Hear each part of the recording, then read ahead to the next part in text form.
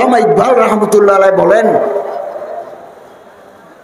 शीशा टूट जाती है पत्थर की चोट से पाथर मेरे दिले शीशा ग्लास भागी जाए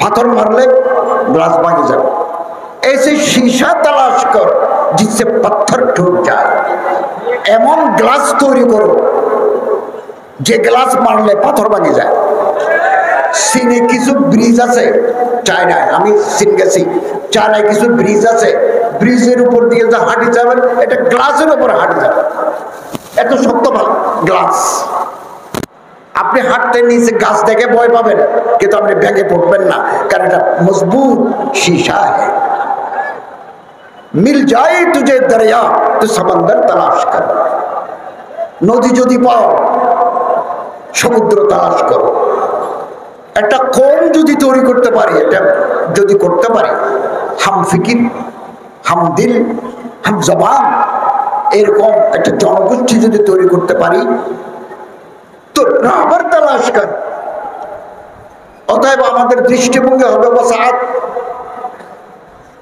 নিগাহ বুলন্দ দৃষ্টি বড় আমি এতদিন কলেজে ছিলাম পটিয়া মাদ্রাসার উস্তাদ ছিলাম দারুল মাআরিফের উস্তাদ ছিলাম এটা আলিয়া মাদ্রাসার প্রভাষক ছিলাম আমার দৃষ্টিভঙ্গি ছিল ছোট মাদ্রাসার দায়রা মসজিদে এসেছি দায়রা ইউনিভার্সিটিতে পড়েছি দায়রা ছোট দায়রা এখন বাংলাদেশের সরকার যারা চালায় 20-25 জন যারা উপদেষ্টা আমাদের সচিবরা আছেন বিভিন্ন স্তরের কর্মকর্তারা আছেন আমাদের পরিধি পুরো বাংলাদেশ টেকনাফ থেকে পঞ্চগড় আমাদের দায়রা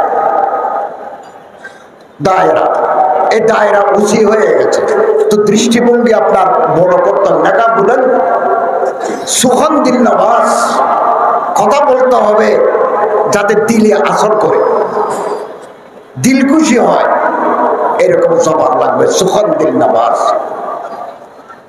এবং যা ফুরসুস দিলের ভিতরে উম্মতের জন্য দরদ থাকবে বাংলাদেশে একটা বিপদ আসলে আমি কোনো কথা বললাম না আমি কোনো স্টেটমেন্ট দিলাম না আমি কোনো প্রতিবাদ করলাম না তাহলে আমার দিলের ভিতরে সাজও নেই সুজও নেই এটা হতে পারে না ইমাম আহমদ বিন হাম্বল এত বড় ফকিহ কত বড় ফকিহ কত বড় মুত্তাকি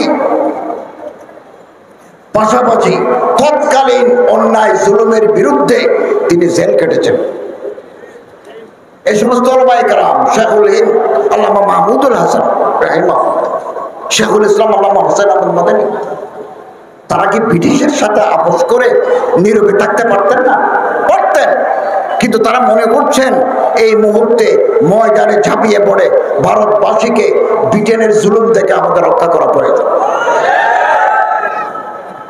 ওলামায়ে দেওবন্দের ইতিহাস সংগ্রামের ইতিহাস সবসময় আপনি দেখবেন বাংলাদেশের 15 বছরের ইতিহাসে কোন ফিতনা যখন ময়দানে আসে অন্যান্য মাকতাবে ফিকিরের আলেমরাও এই ফিতনার মোকাবেলা করতে আসেন আমি তাদের খেদমতকে জায়ে করতে চাই না তবে দেওবন্দের ওলামায়ে কেরামরা প্রথম ময়দানে নামেন বুকের তাজা রক্ত দেন এটা দেওবন্দি শিবা এটা দেওবন্দি মাসলাকের এটা অন্যতম খুঁটি হচ্ছে যে বাতিলের সরকুবি এই বাতিলের সরকুবির ব্যাপারে ওলামায়ে দেওবন্দ সচ্ছল আমাদেরকে আমি আপনাদেরকে বলি হাইয়াতুল উলিয়া লিল মাদারিসিল কওমিয়া যদি বাংলাদেশ সরকারের কাছে আবেদন করে দরা হাদিসের সনদ হয়ে গেছে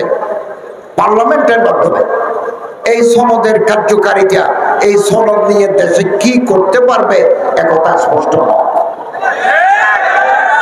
এটা নিয়ে আপনি কি করবেন আরো কিছু কাজ বাকি ছিল এগুলো যদি আগে করা হইতো সবচেয়ে ভালো হতো যিনি দিয়েছেন তার মাধ্যমে এটা করলে বেশি ভালো হতো এখনো ভালো হওয়ার পথ বন্ধ নাই জফাকুল মাদারেস, হায়াতুল আউলিয়া, আরো যত বোর্ডগুলো আছে 6টা বোর্ড, তারা যদি একটা রিপ্রেজেন্টেশন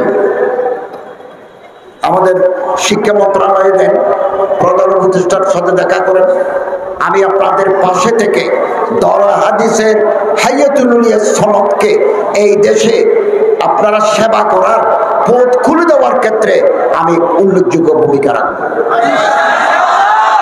আপাতত এই সনদ নিয়ে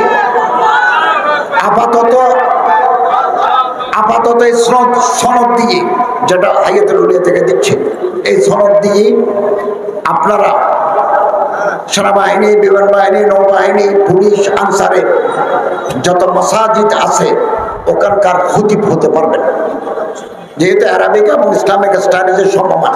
2, আর্মি ক্যান্টনমেন্টগুলোতে উস্তাদ নেয়, এগুলোকে বলা হয় রিলিজিয়াস ইনস্ট্রাক্টর, ধর্মীয় শিক্ষক।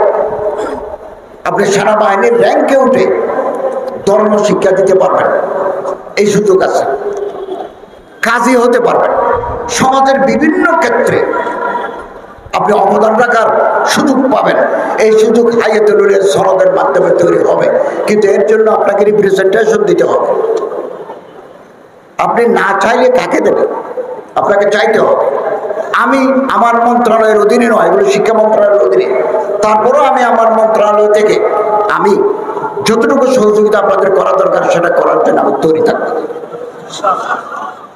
এরপরে আপনি যদি বিসিএস অফিসার হতে চান, যদি আপনি চান, ইফ ইউ ডিমান্ড, তাহলে আপনি যদি হায়াতুল আউলিয়ার সনদ নিয়ে, ঢাকা বিশ্ববিদ্যালয়ের একটা সনদ নিয়ে, ঢাকা বিশ্ববিদ্যালয়ের একজন প্রার্থী, আপনি মাদ্রাসার একজন প্রার্থী, আপনি যদি পরীক্ষা দিতে চান, ম্যাজিস্ট্রেট হতে চান, ডিসি হতে চান, সচিব হতে চান, তাহলে আপনাকে আরো কিছু শর্ত পূরণ করতে হবে। এগুলো নিয়ে আপনারা আলোচনা করতে পারেন। আর যদি বলেন নেব না, নাও নিতে পারেন। আমি হযরত বুখারী সাহেব আমার উস্তাদ, কোটিয়া বাচ্চার মোতাবেক আমি পিএইচডি ডিগ্রি নেওয়ার পরেও, বিশ্ববিদ্যালয়ের প্রফেসর হয়েও আমি হযরত বুখারী সাহেবের পা টিপে দিয়েছি। খেদমত উস্তাদ বায়ত হামসব খানে মাদাম লমসরা তাহকিক খানে তাহমিমত কামা। আজকে আমি যে রাষ্ট্রীয় দায়িত্বে আসীন হয়েছি, এটা আমার উস্তাদদের দোয়া, আল্লাহ তাআলা রহমত। আমি 48 ঘন্টা আগেও জানি না, আমি কোনো দাবি করি নাই, কোনো আবেদন করি নাই, মানুষ আমার মহব্বত করে এই পদে বসিয়েছে। এটা মিন জানিবিল্লাহ, হাদিসের ভাষ্যমতে আমার উপর আল্লাহর রহমত থাকবে, আমি আল্লাহ তাআলার সহযোগিতা পাবো।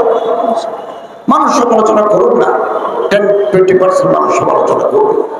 আমার নিয়ত পরিষ্কার, নিয়ত পরিচ্ছন্ন, এবং আমি আমার মন্ত্রণালয়ের দায়িত্ব নেওয়ার পরে বলেছি, আমি 1 পয়সা 1 টাকা ঘুষ খাবো না, দুর্নীতি করবো না, নয়সই করবো না। আপনারাও এই তরিকায় চলবেন। হজের টাকা কমানোর জন্য আমি রাত দিন মেহনত করে যাচ্ছি। কতটুকু কমানো যায়, কোন কোন খাতে কমানো যায়, এগুলোকে আমরা চিহ্নিত করেছি। বাংলাদেশ বিমানের সাথে বসেছি, আরো বসবো। আগামী সপ্তাহে আমি সৌদি আরব গিয়ে হজ মন্ত্রীর সাথে কথা বলব যে একটু কম দামে করা যায় কিনা। হাজিদের নিয়ে যে সিন্ডিকেশন ছিল, এটা আমরা চিহ্নিত করেছি কোথায় কোথায় অ্যানোমালিস হতো। ইনশাআল্লাহ আজিজ আগামী দিনে সিন্ডিকেশন থাকবে না। হাজিদের কাছ থেকে আমরা যে টাকা নিই, 1 পয়সাও আমরা মন্ত্রণালয়ে রাখি না। আমরা 1 কোটি টাকার ওষুধ নিয়ে যাই আমাদের খরচে, হাজিদের টাকায় নয়।